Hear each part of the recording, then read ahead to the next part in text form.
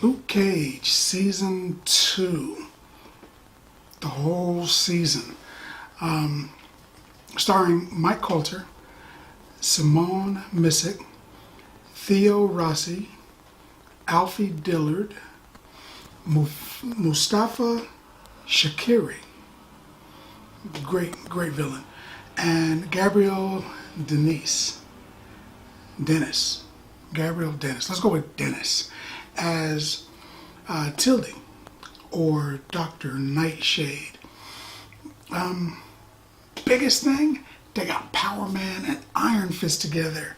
Man, heroes for hire. I dig that. I was waiting for that since they originally announced Power Man. I was like, oh, or Luke Cage. I was like, oh man, wow, they got to do Power Man and Iron Fist, which is the comic book that Luke Cage comes from. He comes from Luke Cage. He also comes from Power Man and Iron Fist. Also comes from Heroes for Hire.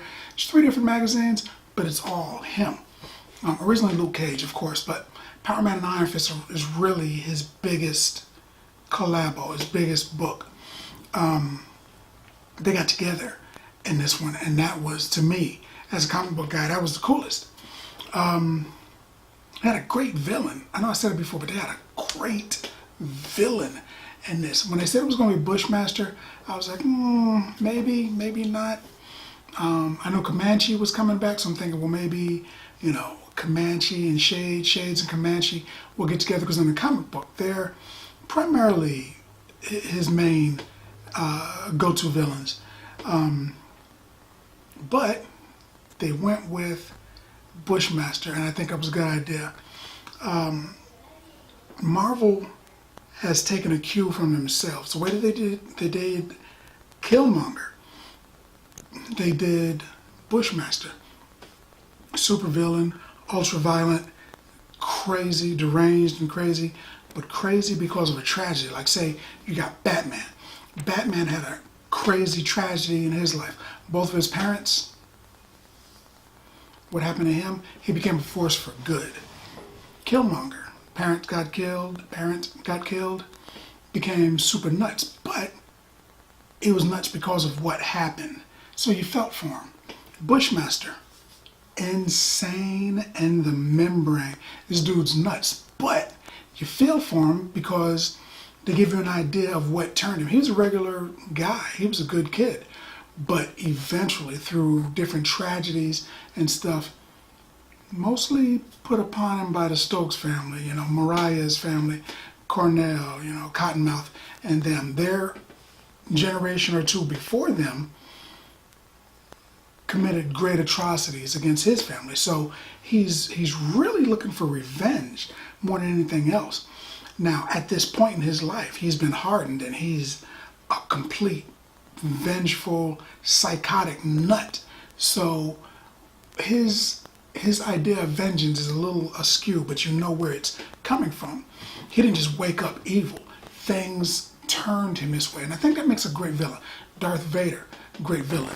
Started out as a good kid. Things turned him. You witness it. It's better, I think, when you have a villain and you either, one, witness them become the villain, because then you can share in a little bit of their pain. You understand it. Or somebody like the Joker, who just kind of steps out of the darkness evil. And then that's kind of scary too, because you don't even know where that comes from. You're curious about him, and that draws you in too. But Bushmaster was a great villain. In this particular story, in this series, and it went to 13 episodes, which was the coolest. Mariah wants to get out of the evil business, the evil side of making money, the corrupt side of making money, and she wants to get rid of all of her guns. They primarily sell guns. That's what her family does. She wants to get rid of it, but she gets some people that she's going to sell the guns to, and she's got a deal. She's going to make this chunk of money, and she's going to go legitimate. But she can't, because in comes Bushmaster, and he wants revenge.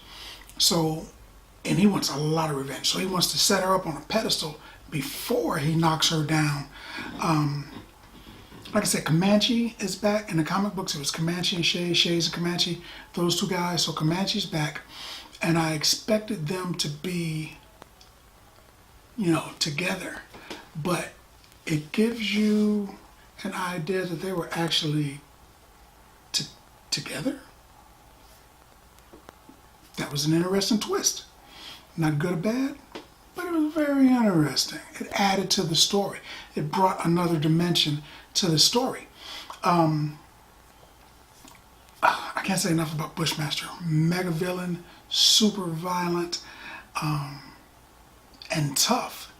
You had Cottonmouth in season 1, and he was an intellectual criminal.